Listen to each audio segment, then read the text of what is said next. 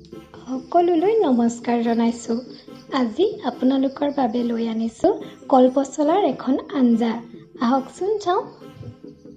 এইখিনি সৰু সৰুকৈ এনেকৈ কুটি ল'লোঁ। তাৰ পৰা গিলাচে মিহি কৰিব লাগিব। তাৰপিছত আলু এনেকৈ সৰু সৰুকৈ কাটি লৈছোঁ। আৰু এখন প্লেটত আছে জলকীয়া, আদা, নহৰু আৰু পিঁয়াজ।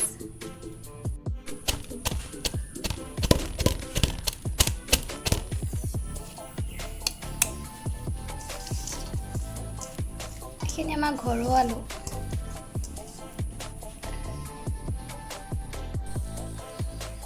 এখন কেৰাহীত অলপ এনেকৈ তেল দি লোৱা হ'ল।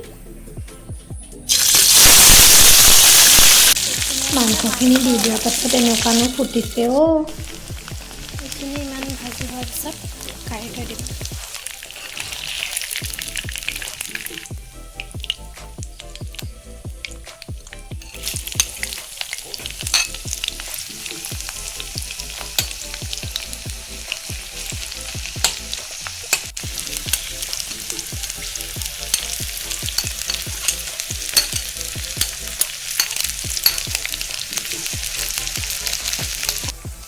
এচামুচ হালধি এনেকৈ দি দিছোঁ। পিঁয়াজখিনি ভালকৈ ৰঙচুৱা পৰাৰ পাছত সোৱাদ অনুসৰি নিমখ,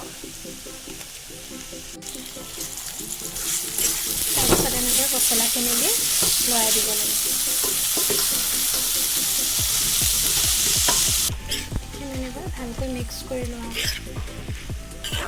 তাৰপিছত আলুখিনি এনেকৈ দি দিলোঁ। সৰু সৰুকৈ কাটি লোৱা ঘৰুৱা আলু।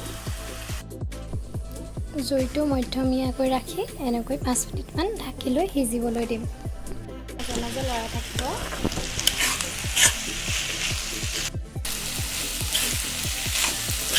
এনেকৈ সিজাৰ পাছত মাংসখিনি দি দিম। মাংস মানে মাংসৰ অৱশিষ্টখিনিয়ে, পেটু, ছাল এনেকুৱা ধৰণৰ। আৰু কেৰাহীখন দেখিছে একদম নেহাঁহিব। এখন আমাৰ জুইত বনোৱা কেৰাহী দেই।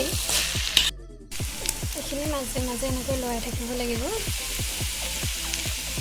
সিজিবলৈ অলপ সময় লাগে খালি। এইখিনি হৈ গৈছে।